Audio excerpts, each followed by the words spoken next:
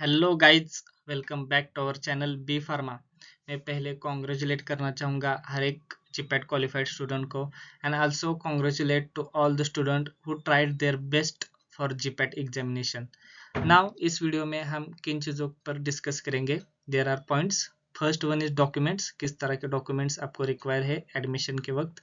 Second one is state counselling process, एक state में किस तरह की काउंसलिंग प्रोसेस होती है एडमिशन के regarding. Third one is college, college में एडमिशन लेने के वक्त आप किन चीज़ों का ध्यान रखें। जीपैट स्टाइपन, जीपैट स्टाइपन की प्रोसेस किस तरह की होती है और किन चीज़ों का आपको ध्यान रखना चाहिए। And last, the things you should avoid at the last moment. तो चलिए वीडियो को शुरू करते हैं। The first thing, documents. इन डॉक्यूमेंट्स का आपको ज़रूरत पड़ेगी एडमिशन एडमिशन के वक्त। First, all B pharm semester marksheet. Second, 10th marksheet, 12th marksheet, your living certificate, आपका जो डिग्री का जो बैचलर्स का कॉलेज होगा वहाँ से आपको एक लिविंग सर्टिफिकेट मिलेगा। माइग्रेशन सर्टिफिकेट अगर आप स्टेट चेंज करना चाहते हो तो। कास्ट सर्टिफिकेट, अगर आप एक कैटेगरी में हो तो caste certificate. Domicile, cast validity. Non creamy layer certificate for specific category. Your GPAT score card and obviously photocopy. मैं आपको एक ज़रूरी बात कहना चाहूँगा, इन सभी डॉक्यूमेंट्स का आप एक सॉफ्ट कॉपी कर कर आपके पीडीएफ पीडीएफ करके आप मोबाइल में या अगर आपको लैपटॉप में सेव करके रखें और ड्राइव पर सेव करके रखें। क्योंकि अगर एक बार ये सारे डॉक्यूमेंट्स आप कॉलेज के हवाले कर दिए तो वो दिक्कतें होती है फिर से किसी आपको एग्ज़ाम में, जैसे कि गवर्नमेंट एग्ज़ाम में आपको अगर अप्लाई करना होगा तो दिक्कत होती है कि डॉक्यूमेंट्स नहीं मिलते पीडीएफ। तो यू मेक श्योर दैट आप पीडीएफ बना कर रखें हर एक डॉक्यूमेंट्स का। देन स्टेट काउंसलिंग प्रोसेस, देखो हर स्टेट में अपना अलग अलग काउंसलिंग प्रोसेस होता है। महाराष्ट्र में एमएसटी सीईटी के थ्रू होता है, गुजरात में एसएपीसी और दिल्ली नाइपर और सेंट्रल यूनिवर्सिटी का अपना एक खुद का एंट्रेंस एग्जाम होता है। मैं महाराष्ट्र एमएसटी सीईटी के बारे में बताना चाहूँगा कि इन स्टेट काउंसलिंग प्रोसेस 3 राउंड होते हैं। 3 राउंड में आपको कॉलेज अलॉट होते हैं और आपको कौन सा कॉलेज चाहिए वो आप चूज कर सकते हैं। देखो अगर आपको फर्स्ट राउंड में कोई कॉलेज मिलता है तो आप बेटरमेंट के लिए सेकेंड राउंड तक जा सकते हैं, और उस अगर आपको वही कॉलेज मिलता है तो आप थर्ड राउंड में भी बेटरमेंट के लिए आप जा सकते हैं। तो ऐसा कुछ नहीं है कि अगर फर्स्ट राउंड में आपको अगर कॉलेज मिल जाए और सेकंड में भी वही मिल जाए और थर्ड में आप गए तो कैंसिल होता है, ऐसा नहीं होता। फर्स्ट कॉलेज आपके लास्ट राउंड तक रह सकता है। और यस, फर्दर आपको गुजरात में, आप अगर गुजरात में हो तो वो admission committee for professional courses ऐसा एक कमेटी होते, तो आप उनके काउंसलिंग प्रोसेस थ्रू जा सकते हैं। और हाँ, दिल्ली और नाइपर का एक अपना खुद का एग्ज़ाम होता है, आपको पता ही होगा। नाइपर रैंक वाइज आपको वहाँ पर काउंसलिंग के लिए बुलाते हैं, एक स्पेसिफिक नाइपर पर वहाँ काउंसलिंग होता है और एक रैंक वाइज आपको सीट अलॉट होती है। और सेंट्रल यूनिवर्सिटी में, बहुत सारे यूनिवर्सिटी में आपको CUET एंट्रेंस एग्ज़ाम देना होता है, उसके बेसिस पर ही आपको फर्दर एडमिशन मिलता है।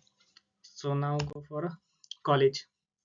आप देखो, अपार्ट फ्रॉम नाइपर आप अगर प्राइवेट इंस्टीट्यूट में एडमिशन लेना चाहते हैं तो आप इन चीज़ों का ध्यान रखें।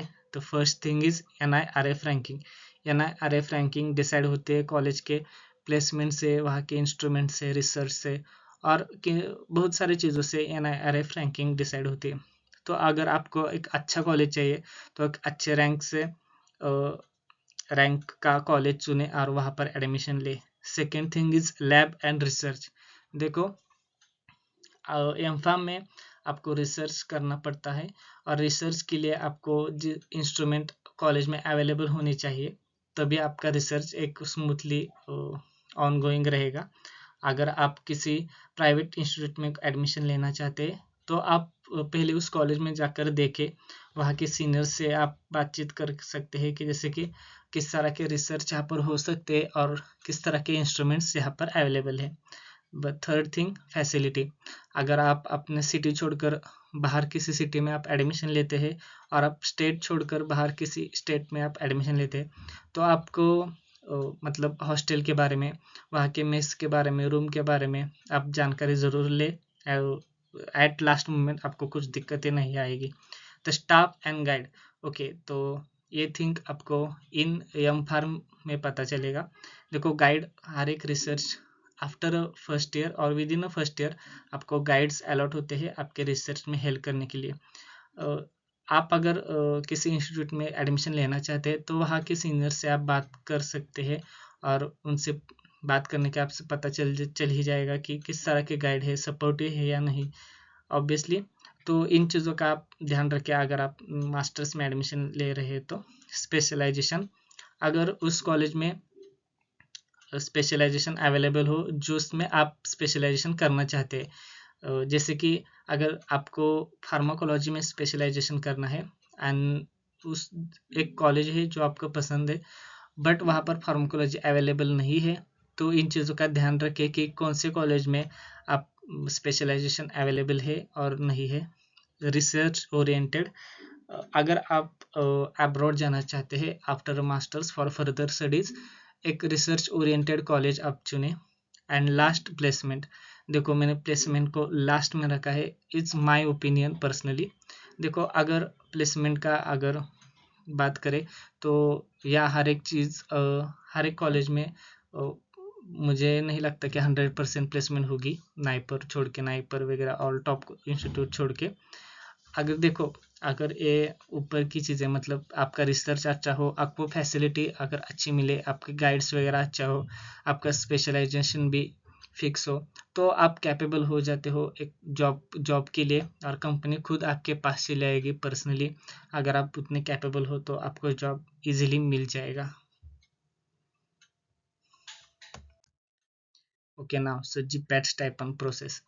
देखो after in 2023 the GPAT stipend is comes under the PCI। GPAT stipend का जितने भी प्रोसेस है वो PCI के अंडर आ चुके हैं। देखो आफ्टर एडमिशन ये प्रोसेस शुरू होती है। आफ्टर एडमिशन आपका एक पोर्टल ओपन होता है स्टूडेंट को स्कॉलर करके, वहाँ पर आपको इंफॉर्मेशन फिल करनी होती है और वो इंफॉर्मेशन आपके इंस्टीट्यूट तक जाता है। फिर इंस्टीट्यूट में दो प्रकार के ऑफिसर्स होते हैं। पहला ऑफिसर आपके डॉक्यूमेंट्स वेरीफाई करेगा और दूसरा ऑफिसर आपके डॉक्यूमेंट्स चेक करके वो डॉक्यूमेंट्स फर्दर PCI के अंडर भेज देगा।